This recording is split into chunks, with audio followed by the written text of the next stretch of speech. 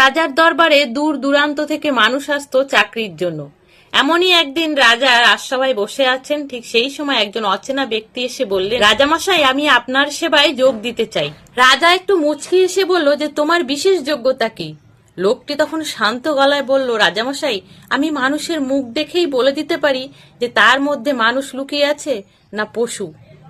রাজামশাই একটু ভেবে নিয়ে তারপরে কৌতূহলী ভাবে তার দিকে তাকালেন এবং রাজপ্রাসাদের সব থেকে প্রিয় ঘোড়া রাস্তাবলে দায়িত্ব দিলেন। কিছুদিন পরে রাজামশাই ওই ব্যক্তিকে ডেকে জিজ্ঞাসা করলেন যে আমার সব থেকে দামি ঘোড়াকে তুমি কেমন দেখছো? লোকটি তখন উত্তর দিলেন, মহারাজ, ঘোড়াটি বাহ্যিকভাবে দেখতে খুবই সুন্দর, কিন্তু এটি খাঁটি জাতের ঘোড়া নয়। এই কথা শুনে রাজার মুখে বিস্ময়। তিনি সঙ্গে সঙ্গে রাজ্যের সব থেকে অভিজ্ঞ ঘোড়সাওয়ারকে ডেকে পাঠালেন। ঘোড়সাওয়ার এলে রাজামশাই তার কাছে সমস্তটা জানালেন। তিনি তখন মাথা নোয়ালেন।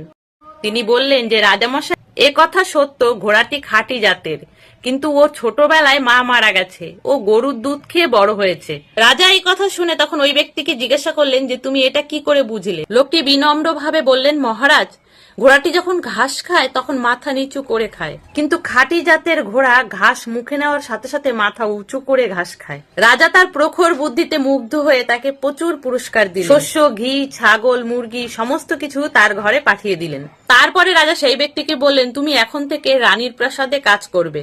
কয়েকদিন পরে রাজা তার কাছে জানতে চাইলেন যে তোমার রানী সম্পর্কে মতামত কি? লোকটি তখন বললেন, রানী খুবই মার্জিত, তার আচরণও রাজকীয়, কিন্তু তিনি জন্মসূত্রে রানী নন। রাজা আবার হতভম্ব হয়ে গেলেন এবং সঙ্গে সঙ্গে তিনি তার শাশুড়িকে ডাকলেন এবং সমস্তটা তাকে জানালেন।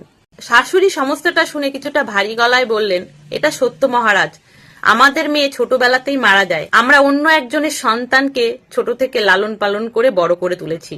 রাজা আবার চাকরটাকে জিজ্ঞাসা করলেন, তুমি এত সব কি করে বুঝতে পারো? লোকটি তখন বললেন, আসল রাজকন্যা তার ভৃত্যদের সঙ্গে সৌজন্য ও শ্রদ্ধা ভরে কথা বলেন, কিন্তু আপনার রানী ভৃত্যদের সাথে এমন আচরণ করেন যেন কেবলমাত্র ওরা ওনার আদেশ পালনের যন্ত্র।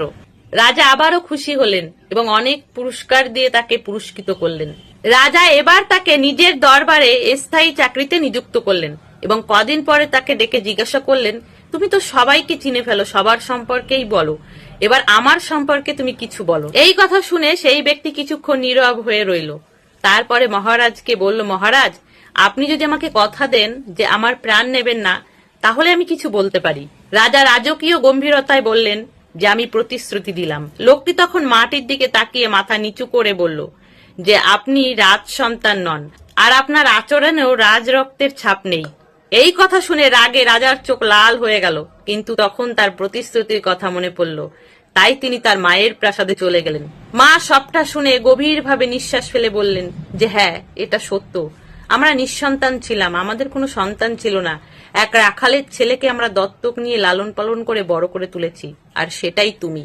রাজা চোখ মেলে তাকিয়ে রইলেন, যেন পৃথিবীটা এক মুহূর্তে বদলে গেল। তিনি সেই লোকটিকে ডেকে আবার জিজ্ঞাসা করলেন, তুমি এত সব কি করে বুঝতে পারলে? লোকটি তখন একটু মুচকি এসে বললেন, মহারাজ, রাজারা যে সমস্ত উপহার দেয় তা হীরা, মুক্তা, সোনা, দানা এই সমস্ত দেন, কিন্তু আপনি যে পুরস্কার দেন, ঘি, ছাগল, ভেড়া, শস্য, সেটা রাখালের স্বভাব।